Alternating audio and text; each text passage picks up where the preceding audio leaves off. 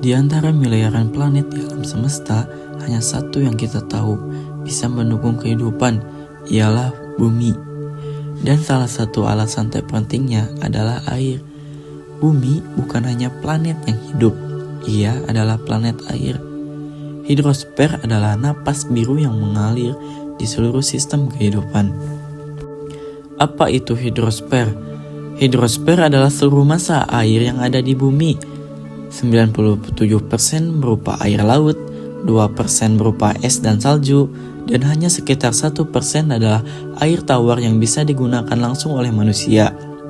Air ini mengalir dalam siklus yang dinamis, mengalir, menguap, mengembun, turun sebagai hujan, dan kembali lagi ke bumi.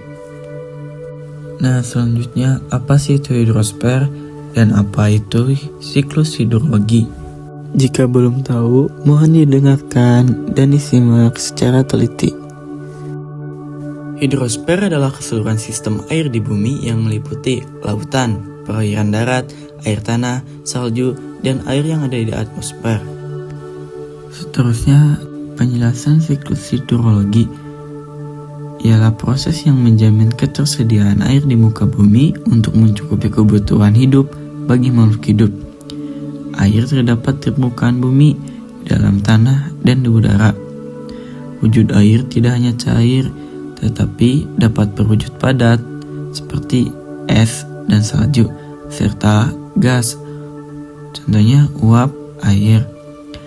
Air bumi selalu bergerak dari suatu tempat ke tempat lain, dan berubah wujud dari wujud satu ke wujud lain.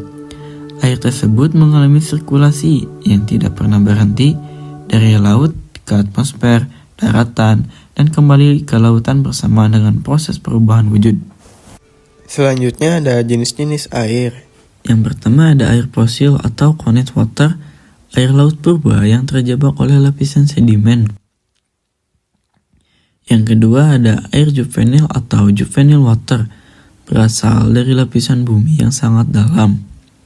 Yang ketiga ada air vulkanis atau volcanic water, ialah keluar saat gunung api meletus. Yang keempat ada air meteorik atau meteoric water, ialah air yang berasal dari atmosfer seperti air hujan, embun, kabut, dan lain-lain. Dan yang terakhir ada air sadah, ialah tingkat keasamannya tinggi, misalnya air hujan, air payau, dan lain-lain sulit bereaksi dengan sabun. Nah, selanjutnya saya akan membahas bagaimana sih siklus hidrologi terbentuk dari awal sampai ke akhir. Nah, berikut adalah komponen siklus hidrologi.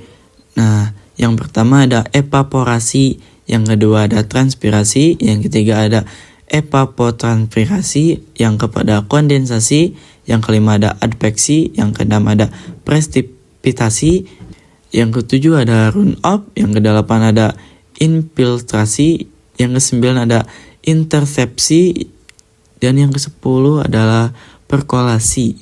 Selanjutnya akan saya bahas per satu-satu. Yang pertama ada evaporasi. Evaporasi adalah proses perubahan molekul cair menjadi molekul gas, maka air berubah menjadi uap.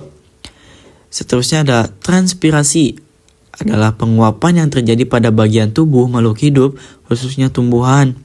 Seterusnya ada evapotranspirasi, adalah suatu tahap penguapan yang mana molekul cair yang menguap ialah seluruh air dan jaringan makhluk hidup. Dan yang keempat adalah kondensasi, ialah air yang telah menguap berubah menjadi awan. Yang kelima adalah adveksi, perpindahan awan dari satu ke titik lainnya, atau dikatakan awan di langit menyebar. Yang keenam ada presipitasi, ialah proses perubahan uap air yang ada di awan berubah menjadi butiran air atau es berwujud peristiwa hujan. Yang ketujuh adalah runoff atau aliran permukaan, adalah air hujan yang telah turun akan bergerak mengalir di permukaan secara horizontal. Yang kedelapan ada infiltrasi, ialah air hujan yang telah turun akan meresap ke dalam tanah bergerak secara vertikal. Yang kesembilan ada intersepsi, air hujan yang telah turun akan bergerak di bagian pohon dari daun, ranting, batang, sampai akar dan masuk ke dalam tanah. Dan yang ke-10 dan terakhir adalah perkolasi, ialah pergerakan air di dalam tanah bergerak secara horizontal. Selanjutnya ada beberapa cabang ilmu yang mempelajari tentang hidrosfer. Yang pertama ada oceanografi, adalah ilmu pengetahuan yang mempelajari tentang air laut atau laut secara umum. Yang kedua ada glasiologi, adalah ilmu yang mempelajari tentang es, glacier, dan hal-hal lain yang berkaitan dengan es. Dan ketiga ada hidrologi, adalah ilmu pengetahuan yang mempelajari tentang air di permukaan bumi maupun di bawah tanah. Dan yang terakhir ada limnologi, adalah ilmu pengetahuan yang mempelajari tentang danau. Mungkin cukup segitu pematerian dari saya, dan Tanpa hidrosfer tidak akan ada kehidupan. Air mengatur suhu bumi, menjadi habitat makhluk hidup, dan sumber utama kebutuhan manusia, hewan, serta tumbuhan. Namun, hidrosfer kini dalam ancaman.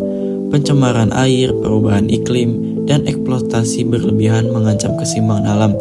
Jika kita tidak menjaga air, kita kehilangan masa depan. Nah, kita masih punya waktu. Dengan kesadaran, teknologi, dan aksi nyata, kita bisa mencegah hidrosfer tetap lestari. Air adalah hak setiap makhluk hidup. Mari jaga bersama. sekian dan terima kasih.